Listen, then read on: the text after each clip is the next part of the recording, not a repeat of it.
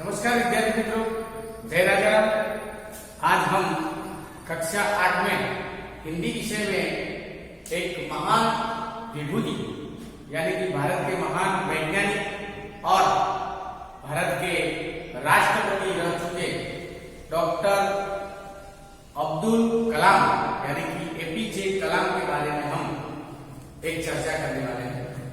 अब्दुल कलाम जी ने भारत रत्न का भी अवार्ड प्राप्त किया है और अभी का जो हम ये कोविड-19 के बारे में बात करें तो ऑनलाइन टीचिंग के बारे में अभी हो रहा है। तो ऐसा ही एक संवाद अब्दुल कलाम जी ने बच्चों के साथ किया था और उसकी ये घटना लेखक ने बहुत अच्छी तरह से बताई है। बेंगलोर की स्कूलों में से, अहमदाबाद की स्कूल में से ऑनलाइन बच्चे अब्दुल कलाम के साथ बाइसेट के द्वारा वीडियो कॉन्फ्रेंस के द्वारा प्रश्नोत्तरी की है, उसकी रजूआत लेखक ने कही है। तो बहुत अच्छे ढंग से यहाँ बताया गया है, तो हम इसको पढ़ने वाले हैं। सवाल है बालक के और प्रश्न है अब्दुल कलाम, जवाब अब्दुल कलाम के है। तो सवाल बाल मन के है और जवाब है डॉक्टर कलाम। उसके बारे में हम पढ़ेंगे। तो हमारा आज का विषय है हिंदी और विषयांक है सवाल बाल मन के, जवाब डॉक्टर कलाम।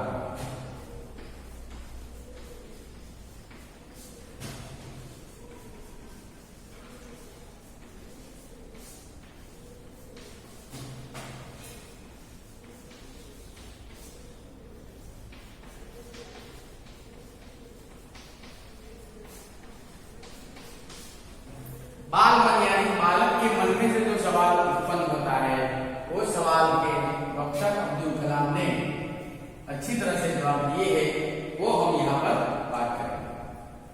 डॉक्टर अब्दुल कलाम का पूरा नाम था अबुल पाकीर जैनानुद्दीन अब्दुल कलाम यानी एपीजे अब्दुल कलाम।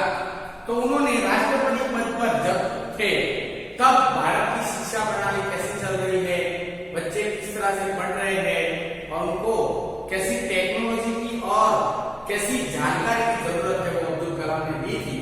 उस घटना को उन्होंने बताया गया है। बच्चों के साथ उन्होंने संवाद किया था। तो एक प्रश्नकर्ता थे आर अरविंद, तीसरी कक्षा, सेंट मैडम स्कूल चेन्नई से, और उनका प्रश्न है क्या हमें आप अपने बचपन की कोई घटना यादगार सुना बताते हैं। तो बच्चा अब्दुल कलाम से प्रश्न करता है कि आप अपने बचपन की कोई यादगार घटना है जो आपके लिए यादगार बनी है, वो घटना आप बताएंगे। तो डॉक्टर कलाम जी ने प्रश्न का उत्तर दिया है कि जब मैं 5वीं कक्षा में था तब मेरे शिक्षक श्री शिव सुब्रमण्यम अय्यर की एक बात मुझे याद है। एक दिन कक्षा में हमें बता रहे थे कि कोई पक्षी कैसे उड़ता है। उन्होंने हमें रामेश्वरम के समुद्र तट पर ले जाकर उसका जीवंत उदाहरण दिया। वह ऐसी यादगार घटना थी जो मेरे मन मस्तिष्क में हमेशा के लिए बैठ गई। इसी से मुझे आगे विज्ञान पढ़ने की प्रेरणा मिली। तो अब्दुल कलाम को सेंट जर्वेस स्कूल के एक बच्चे ने प्रश्न किया कि आपकी यादगार घटना कोई है। तो अब्दुल कलाम ने कहा कि मेरी यादगार घटना में जब 5वीं कक्षा में था तब हमारे टीचर थे सुब्रमण्यम अय्यर, और उनको हमने प्रश्न किया था कि कोई पक्षी कैसे उड़ सकता है। तो हमें बताएगा, कोई व्यक्ति ऐसा होगा तो हमें बताएगा, लेकिन हमें बताएगा साथ ही साथ जैसा वो उड़ रहा है वैसा जीवंत हम देखने को मिलेगा। तो अच्छा, अब हमको सब उसकी पूरी जानकारी मिलेगी। तो ये जो उन्होंने पक्षी को कैसे उड़ता है वो बताया नहीं था, हमें संपूर्ण दिखाया था। तो वो घटना मुझे बहुत याद आई थी। तो उसका एक समानार्थी शब्द है तट।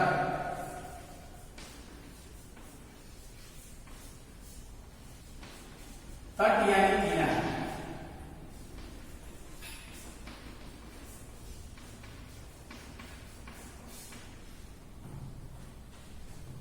एक प्रश्न करता है सरयू मकर, 5वीं कक्षा के, वाल्मीकि नगर हिंदी माध्यमिक शाला नागपुर से। बाइसेट द्वारा उनको प्रश्न किया था बचपन में हमें किस भाषा को प्रमुखता देनी चाहिए। बहुत अच्छा प्रश्न किया है कि बचपन जब होता है तो हमें कौन सी भाषा का हमें शिक्षण में हमारे जीवन में सबसे ज्यादा प्रयुक्त होना चाहिए। बचपन की जो भाषा होती है हमारी वो मातृभाषा ही होती है। देखते हैं कैसा जवाब दिया है डॉक्टर कलाम। मैंने स्वयं माध्यमिक शिक्षा तक की पढ़ाई अपनी मातृभाषा के माध्यम से की है। स्वयं समानार्थी शब्द है स्वयं, स्वयं यानी खुद।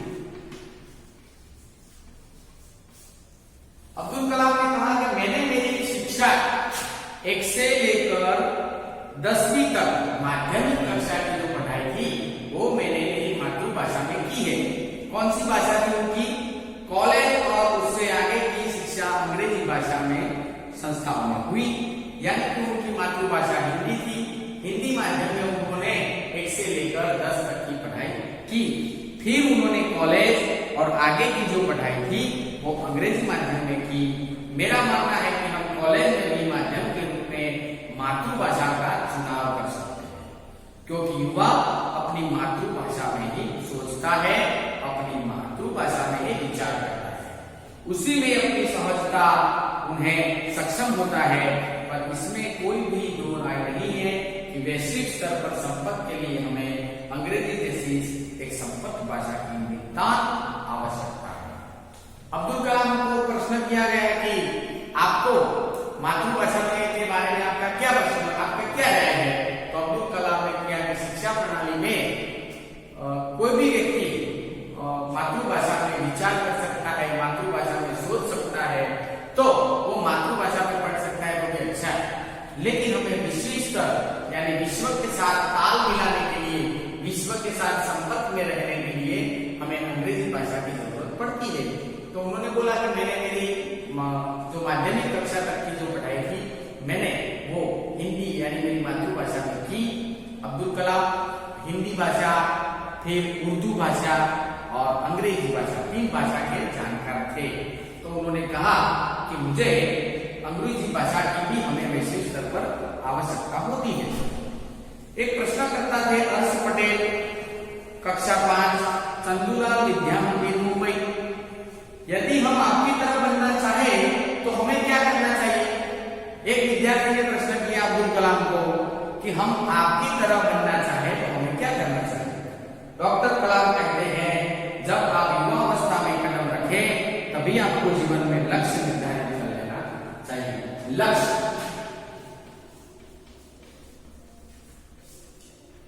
लक्ष्य यानी दिशा भी करते हैं, हमारा गोल भी कर सकते हैं, हमारा जो निशान होता है यानी यही करना है, हमें कर देना चाहिए।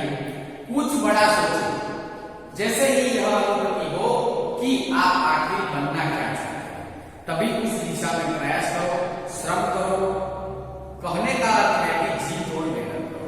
श्रम यानी मेहनत।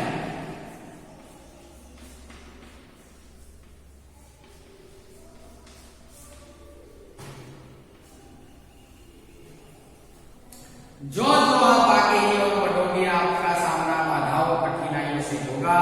आपको अपने अंदर दृढ़ साहस पैदा करना होगा, समस्याओं को पराजित करने में महारत हासिल करनी होगी, तभी जीवन में सफल हो पाओगे। पहले यह जरूरी है कि आप निरंतर अभ्यास करें।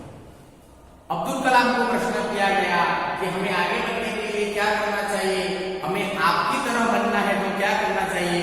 तो अब्दुल कलाम ने बहुत अच्छी तरह से जवाब दिया कि विद्यार्थी मित्रों, आप जब जीवन के शुरुआती काल में होते हैं तब बहुत अच्छा मेहनत करो, श्रम करो, एक लक्ष्य बनाओ कि मुझे ये कार्य करना है और इस दिशा में आगे बढ़ना है, और उसी दिशा में आप मेहनत करो, जी तोड़ मेहनत करो, जी तोड़ श्रम करो, आप चौकस आगे बढ़ो। चिराग जैन है 7वीं कक्षा के, कैम्ब्रिज, अंधेरी, पश्चिम मुंबई। वह कौन सी बड़ी चुनौती है जिसका सामना हमें आज करना पड़ रहा है? एक विद्यार्थी ने प्रश्न किया कि राष्ट्रपति जी अब्दुल कलाम जी, हमारे देश के लिए कौन सी बड़ी चुनौती है जिसका सामना हम आज कर रहे हैं? तो डॉक्टर कलाम ने कहा भारत को सन 2020 तक एक विकसित राष्ट्र के रूप में परिवर्तित करना, देश के 1 अरब से अधिक नागरिकों के चेहरों पर मुस्कान देखना, यही राष्ट्र के समक्ष सबसे बड़ी चुनौती है। चुनौती,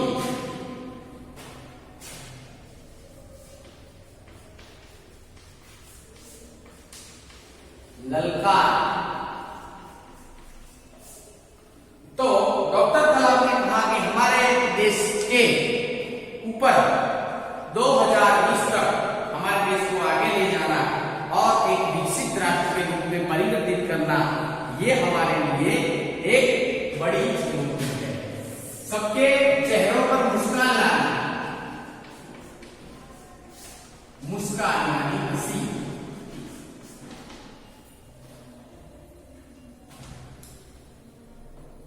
प्रश्न लगता है हर्ष चांडक, कक्षा 7, डॉक्टर एस राधाकृष्णन विद्यालय मलाड मुंबई से।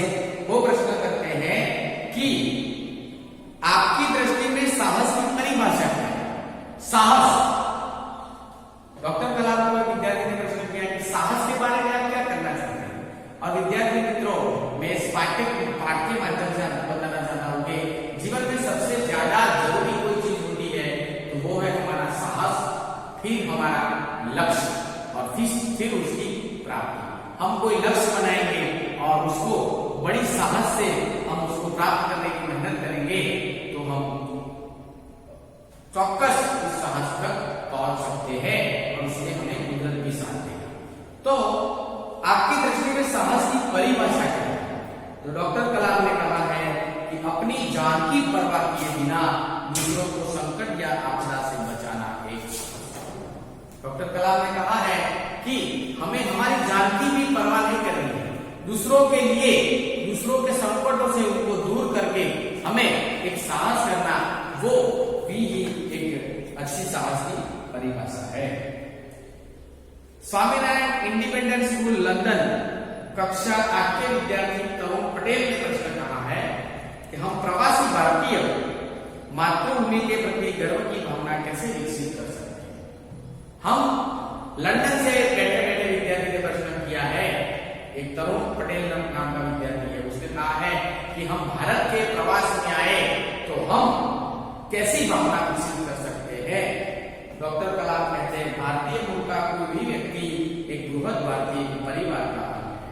तरुण पटेल है, उनके फादर यानी उनका परिवार भारतीय मूल का है और कोई भी भारतीय मूल का व्यक्ति भारत में आ सकता है और भारत को जान सकता है, भारत में क्या है उसको बड़ी अच्छी तरह से समझ सकता है। तो भारत का हर एक व्यक्ति जो तो भारतीय परिवार का एक परिवार का सभ्य है, उसे हमारे देश की सांस्कृतिक विरासत पर गर्व है। सौभाग्य से आप लोग ऐसी स्थिति में हैं कि अपनी मातृभूमि से अच्छी तरह से जुड़े रहे हैं और यही आपके लिए गौरव की बात है। डॉक्टर कलाम ने तरुण पटेल को धन्यवाद दिया है कि आप लंदन में रहकर भी भारतीय संस्कृति के साथ जुड़े रहे हैं, हमसे मिल रहे हैं, हमसे बात कर रहे हैं, वो भी हमारे लिए गौरव की बात है। जिला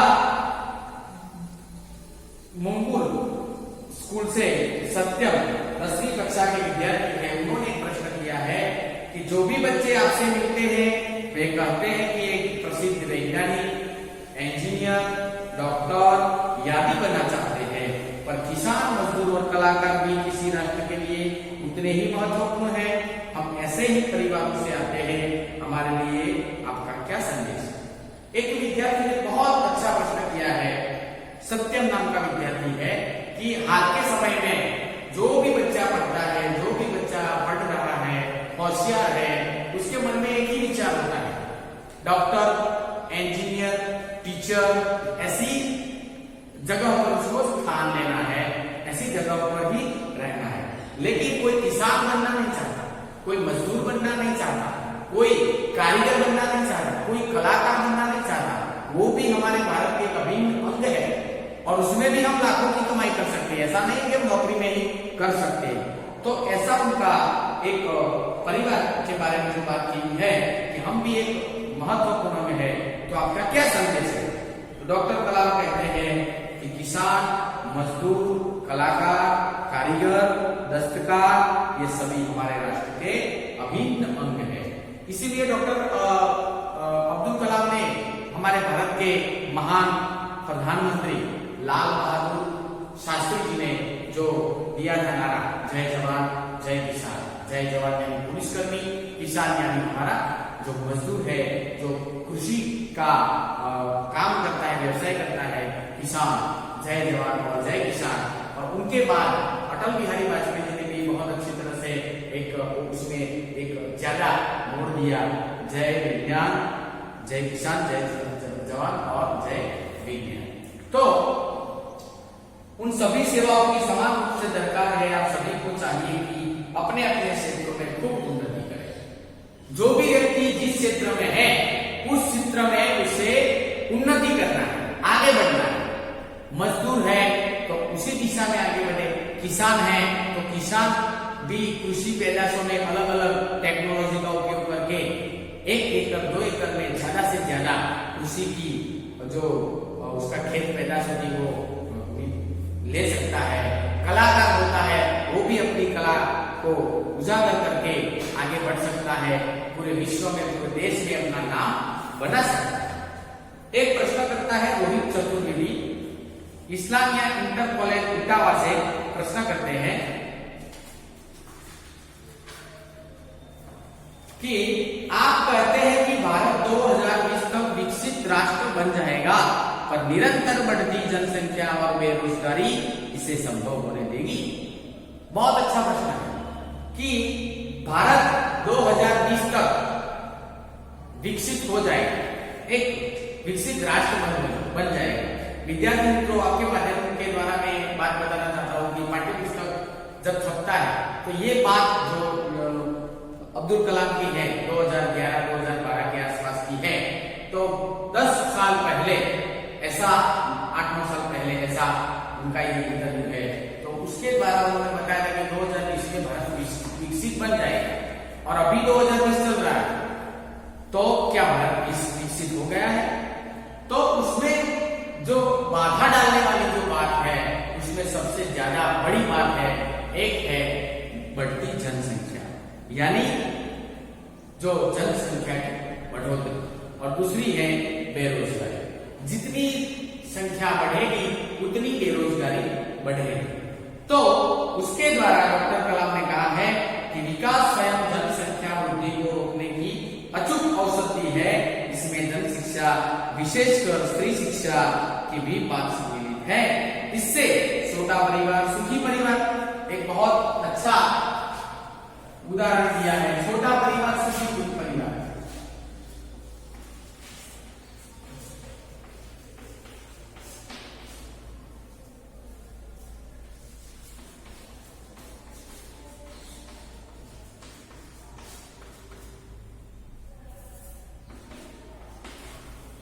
छोटा परिवार यानी सुखी परिवार के बारे में कहा है कि हम दो और हमारे दो, ये माध्यम और ये भावना जो इसके लोगों के बारे में आएगा तो बहुत अच्छा हो सकेगा।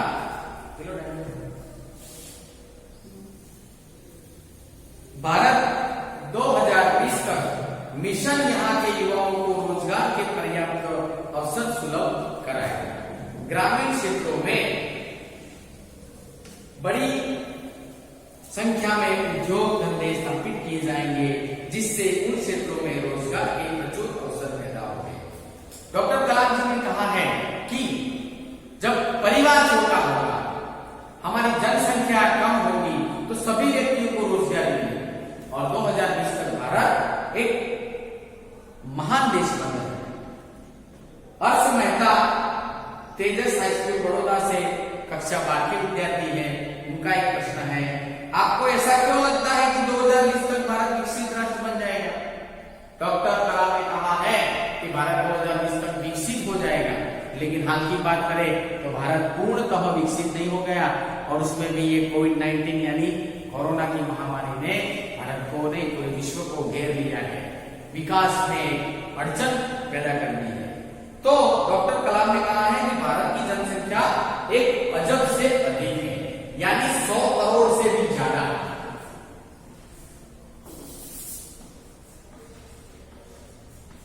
100 करोड़ से भी ज्यादा भारतीय लोग हैं। इसमें 54 करोड़ लोग 25 वर्ष के कम आयु के, उसमें 54 करोड़ लोग जो 25 साल के कम है, यानी देश के युवा है, और जो भारत की राष्ट्रीय शक्ति है। भारत को 2020 तक विकसित राष्ट्र में परिवर्तन करने के लिए हमारे पास प्रचुर प्राकृतिक संसाधनों के साथ सुनियोजित खाका भी उपलब्ध है। 54 करोड़ युवाओं के विचारों की एकता निश्चित इसे विकसित राष्ट्र में आगे बढ़ाएगी और सफल कराएगी। भारत सफल हो सकता है। जो 54 करोड़ जो भारत के युवा वर्ग है, युवा वर्ग मेहनत करेगा तो भारत चौक्कस आगे बढ़ सकेगा। एस कार्तिक, कक्षा 12, अमर ज्योति इंग्लिश स्कूल बेंगलुरु से प्रश्न करते हैं, कोई छात्रों के बड़े बड़े लक्ष्य होते हैं पर आर्थिक तथा अन्य समस्याओं के कारण वे इन्हें प्राप्त नहीं कर सकते, वे अपना लक्ष्य आखिर कैसे प्राप्त करें?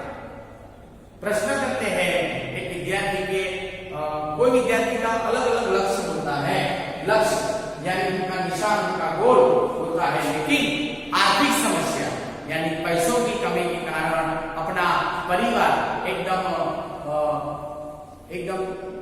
कमाई के बारे में कम होता है, ऐसा परिवार के कारण वो लक्ष्य प्राप्त नहीं कर सकते, तो उनको क्या करना चाहिए? स्कूल में पढ़ाई में अच्छा प्रदर्शन करने पर छात्रवृत्ति प्राप्त होगी। छात्रवृत्ति यानी शिष्यवृत्ति।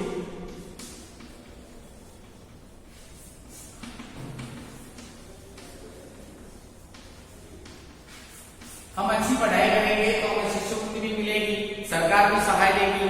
साथ ही उच्च कक्षा शिक्षा के लिए बैंकों से लोन भी लेने का प्रावधान मिलेगी, यानी बैंकों से हमें लोन भी मिलेगा।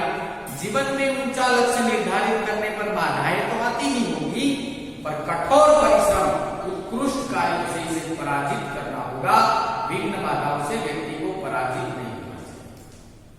हम आर्थिक समस्या की बात करेंगे तो तकलीफ तो पूरे भारत में सभी को है, लेकिन हमें शिष्यवृत्ति मिलेगी, हम आगे बढ़ेंगे तो हमें बैंक के द्वारा लोन भी मिलेगा, यानी ऋण यानी लोन, कर्जा। हम कर्ज के बारे में लोन ले सकते हैं और बढ़ सकते हैं, और ऐसे हम आगे बढ़ने के लिए जो निकलते हैं तो कोई बाधा तो आती है, लेकिन बाधाओं से हमें डरना नहीं है, आगे बढ़ना है, सतत मेहनत करना है और अपना लक्ष्य निर्धारित करना है। प्रश्न करता है मिथुन, LLB लेवल के 21 वर्ष के विद्यार्थी हैं, अमृतापुरी से जो बात कर रहे हैं, भारत को विकसित राष्ट्र बनाने में राजनीति की क्या भूमिका होगी? जो भारत के जो राजनेता है उनकी क्या भूमिका है? तो जिम्मेदार राजनीतिक दूरदर्शितापूर्ण नीतियां बनाता है। महात्मा गांधी ने निष्ठा के राजनीतिक सिद्धांत को सत्य, अहिंसा, निस्वार्थ भावना में डालने हुए ब्रिटिश शासकों के विरुद्ध अपनी लड़ाई छेड़ी की। वर्तमान राजनीतिकों को अपनी कठिन श्रम, परिश्रम, उत्कृष्टता, पारदर्शी कार्यों से मार्गदर्शन देना होगा। साथ ही गरीबी रेखा के नीचे लगभग 26 करोड़ लोग जो रहे हैं उनका उत्थान भी एक करना होगा। उत्थान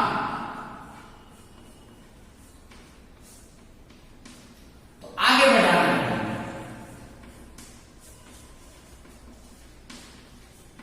जो गरीबी रेखा के नीचे कितने लोग हैं? 26 करोड़ लोग जो गरीबी रेखा के नीचे जी रहे हैं, उनको भी हमें आगे बढ़ाना है, और सरकार को भी एक प्रयत्न करना है कि हमारे देश में जो गरीबी रेखा के नीचे लोग जी रहे हैं उनको भी कुछ धंधा रोजगार मिले, कुछ ऐसी अच्छी उनको सरकार के द्वारा उनको मिले और उससे वो आगे बढ़ सके। श्री नंदिता सुबी तृतीय वर्ष MGR इंस्टीट्यूट चेन्नई से प्रश्न कर रहे हैं कि रक्षा की दृष्टि से विजन 2020 का लक्ष्य पाने में महिलाओं की क्या भूमिका हो सकती है? तो उन्होंने कहा है, एक नंदिता सुबी नाम की एक लड़की है, एक विद्यार्थिनी है, उन्होंने प्रश्न किया है कि देश के विकास में 2020 तक के विकास में हमें महिलाओं की क्या भूमिका है? विजन 2020 में रक्षा अनुप्रयोग के क्षेत्र की महत्वपूर्ण प्रौद्योगिका के विकास पर विचार किया गया है। राष्ट्रीय सुरक्षा की बात की विजन है 2020 तक एक अभिन्न अंग है। और हमारा देश जो आगे बढ़ रहा है उसमें महिला सशक्तिकरण, नारी सशक्तिकरण और जो महिलाओं का विकास, स्त्रियों का विकास, हर एक जगह पर स्त्रियां आगे बढ़ रही है। पढ़ाई से लेकर राजनीति तक आज स्त्रियां पहुंच गई है। हम सुनीता विलियम्स, कल्पना चावला, उनका उदाहरण देते हैं, इंदिरा गांधी का उदाहरण देते हैं, प्रतिमा पाटिल का उदाहरण देते हैं। ये सब लड़कियां हैं लेकिन आगे बढ़ गई है। अंजू बेबी जॉर्ज, सानिया मिर्जा, ये लड़कियां हैं लेकिन भारत को अपना नाम लड़की होने से भारत का नाम और अपने परिवार का, अपना कुटुंब का नाम होने आगे बढ़े। तो अपनी क्षमता के आधार पर आगे बढ़ सकती है और राष्ट्र के सहयोग दे सकती है। जोधपुर दौरे पर डॉक्टर कलाम के द्वारा एक बच्चे ने उनको एक प्रश्न किया गया कि क्या हम अतिवृष्टि व्यक्तियों के दौरे पर जा रहे अनावश्यक खर्च कम नहीं कर सकते? तुमने इस मंच पर एक बड़ी सी कुर्सी देखी होगी, वह कुर्सी अब यहाँ पर नहीं है। ठीक ऐसे ही अनुत्पादक चीजों पर हो रहे अनावश्यक खर्च पर मैं भी नहीं बोलने दूंगा। तो एक विद्यार्थी ने अब्दुल कलाम को प्रश्न कहा कि जो राजनेताओं जो यहाँ से वहां जो जाते हैं और उनका जो खर्च होता है वो जरूरत नहीं होती तो भी खर्च करें, उसको आपको क्या मानना है? तब दौरे के बारे में अब्दुल कलाम ने कहा कि आपने देखा था कि पहले मैं आया था, मैं यहाँ पर एक बड़ी सी कुर्सी थी, अब नहीं। उसके बारे में आप जान सकते हैं, समझ सकते हैं कि अब्दुल कलाम कोई बात को बड़ा नहीं मानते थे और कभी भी अपने को अच्छा स्टेज मिले, अपने को अच्छी कुर्सी मिले, अपने को ऊंचा पद मिले, वैसे उनकी भावना नहीं थी। वो एक महान वैज्ञानिक थे, एक सीधे साधे और एकदम होशियार भारतीय नागरिक थे, इंजीनियर थे और साइंटिस्ट थे। भारत के भारत रत्न का अवार्ड भी उन्होंने मिला था और एक महान व्यक्ति थे। उन्होंने जो बातें की है हमारे लिए बहुत जरूरी है और हमें जीवन में भी उसको आगे सोचना है, आगे बढ़ना है और उनके बारे में समझना है। इतने महान स्टेज पर जाकर भी व्यक्ति अपनी जो बातें होती है बच्चों के साथ रखता है, हर एक व्यक्ति के साथ रखते हैं और उनको समझने का प्रयत्न करते हैं। ये पाठ को आपको फिर से एक बार पठन कर देना है, एक बार मौलिक उसको वांचन कर लेना है।